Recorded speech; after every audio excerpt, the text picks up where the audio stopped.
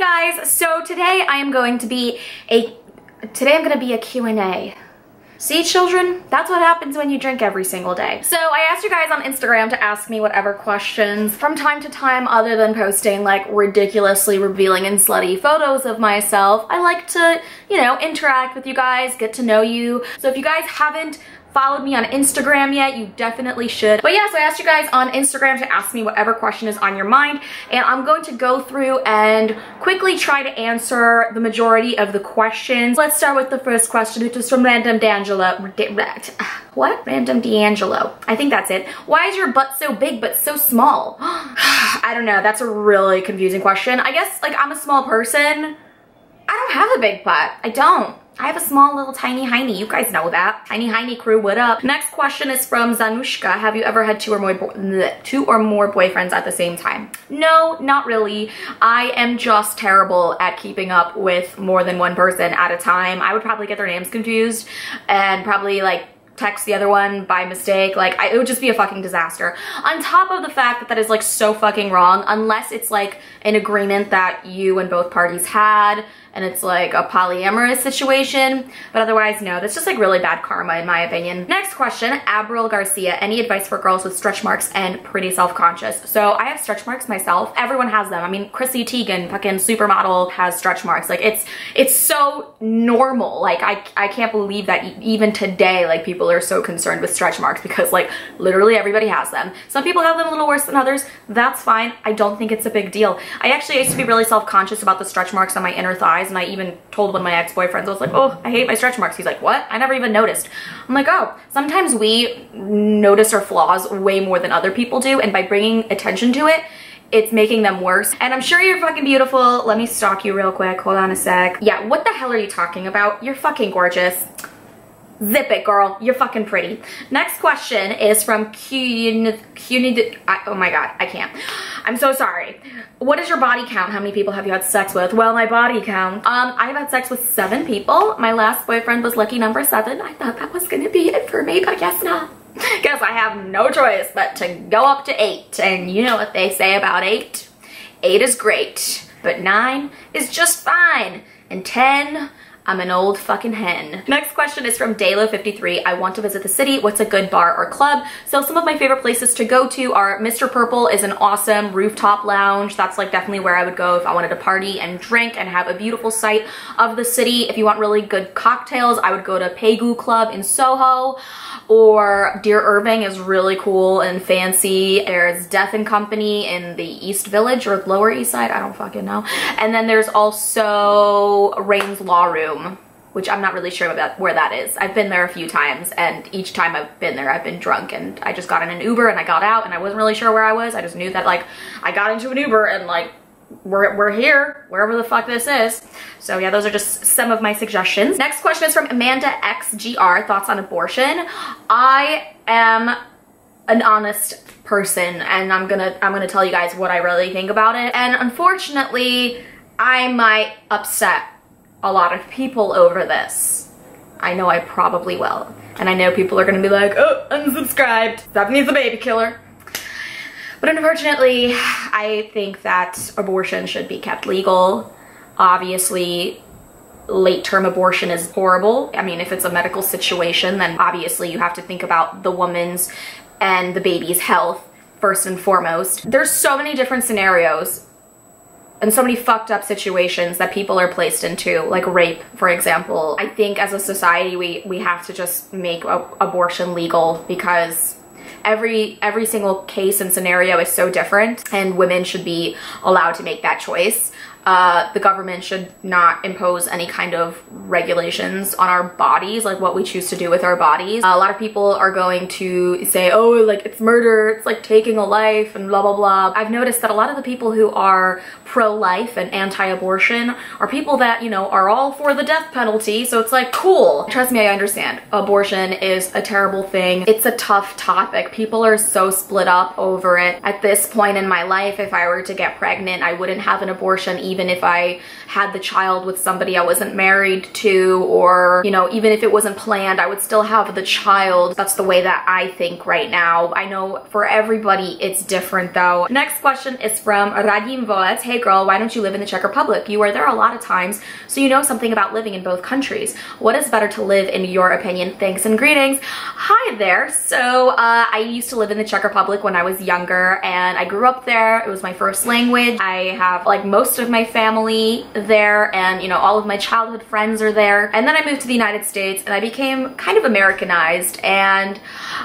I don't know, I'm just so used to the way of life here. And when I go to Czech Republic, it almost feels like it's like a vacation, like I'm visiting, but I can't really see myself living there right now. I think that as I get older, that might change though, because it has happened to my mom. My mom's like thinking about moving back when she retires. Next question is from Brandon Dawson, 1998. Hey boo, what is the name of the nipple on your left breast? What is its favorite book to read on a cold Thursday evening while drinking a nice warm cup of coffee? This is Petunia, and Petunia loves to read erotic romance fiction novels, and she doesn't really like coffee, she prefers tea. Next question is from Sammy5961. Just say my name once on your YouTube channel. Please, please, please. Sammy5961. Welcome to YouTube. Congratulations. Everybody give Sammy 5961. 5961! Round of applause. Next question is from Zabo Petra 3. Ever had a threesome with 2 men?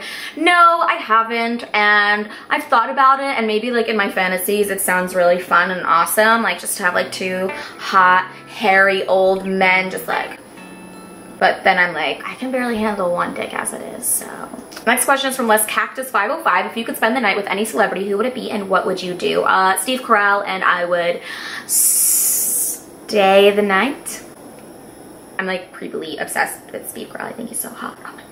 Next question is from Blood Guitar. What is your favorite song to karaoke? We all know the answer. Come on, guys. We've watched my Snapchat enough times.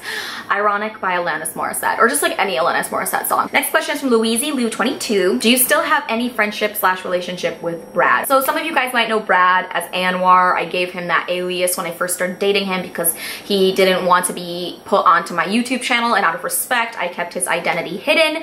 And for a while, he was known as Anwar Mufasa. But no, his name is Brad, like totally opposite name from Anwar.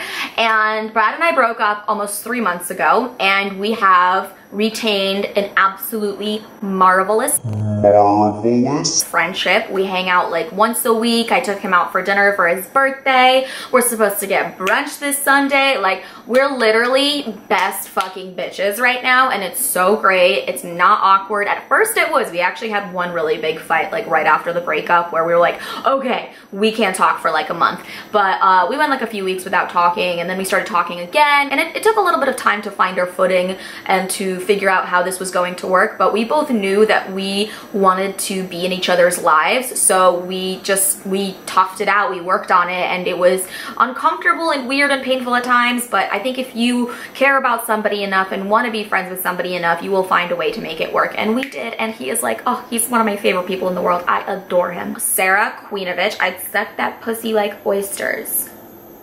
I don't like oysters. Olivia 5411. How do you not get nervous when you go on a Tinder date? I always have a little panic attack before. So girl, I'm right there with you. I swear, every single time I go on a Tinder date, oh my god. Is there a fire? I'm not gonna call him dad. Even if there's a fire. I'm just gonna keep talking, whatever. So every single time I go on a Tinder date or like any date for the first time with somebody, I find myself sitting in the Uber and I start getting nervous. Because I'm not nervous about them liking me, I'm like nervous about them like potentially being a serial killer. So I get a panic attack too, but it only lasts about like 5 to 10 minutes. And all that's going through my head is like, why do I do this to myself? I could have just stayed home tonight and just like not had to put on pants. Was this necessary, Stephanie? And then I go on the date and it's a fun time. And then I'm like, oh, that was fun. And then sometimes we never talk again. And then other times we also never talk again. Lucy 1094, how do you learn to trust people again after being hurt so many times? There is a difference between being bitter and letting past experiences haunt you and make you into a cold, cold-hearted person, and then being smart and being on the lookout for red flags. I've been fucked over so many times. So yes, I am cautious. I have like 1 foot in the water and 1 foot out, and I'm like ready to run at a moment's notice if I see like any crazy red flag. But you also have to just like put yourself out there a little bit. Just because you had a really bad experience with somebody or you were hurt in the past doesn't mean that this person that you're hanging out with is going to necessarily hurt you. But also don't be stupid and don't just like wear your heart on your sleeve completely, because there are a lot of douchebags in the world. Just be smart. Next question is from Melina V. Reddy. I'm so sorry. Is New York really as amazing as everyone says it is? Oh my god, New York City is the best fucking place in the world.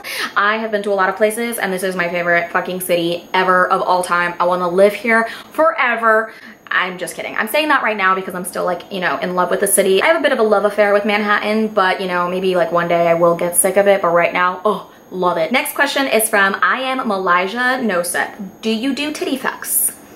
I don't know. I'm not really a big fan of titty fucks because like my boobs are big, but I don't feel like they're like enormous enough to like fully surround a penis. It just seems really uncomfortable. Just, you know, put it somewhere else. Next question is from Tommy Boy Real Talk. Does pineapple belong on pizza? Hey, you know, if you want to live a pineapple pizza life, I can't stop you, but the authorities should. Next question is from Jen Macho. What is Frank's favorite food? Chicken, carrots, treats, basically anything he can put into his mouth. That Georgia chick, have you ever had a pregnancy scare? So I have a pregnancy scare every single month. Even if I don't have sex, I still suspect because I'm fucking irrational and crazy. I swear, there was like one point in my life where I didn't have sex for like 2 years and I missed my period and I was like, oh, it's a miraculous conception. Fuck, what am I gonna do? What am I gonna do with God's baby? But I do remember one time in high school, I did have like a really bad pregnancy scare, and I read online that sometimes stress can cause you to miss your period.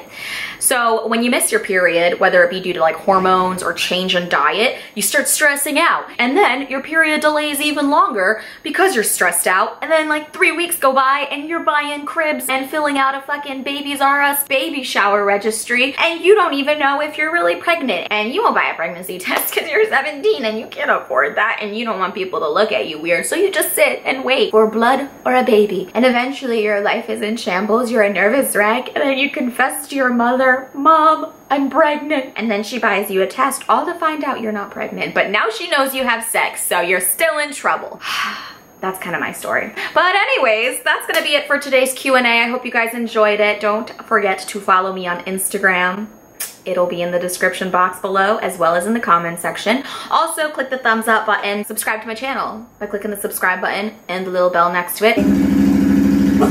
Motorcycle is on, so that means it's the end of the video. I'll see you guys in my next video. Bye!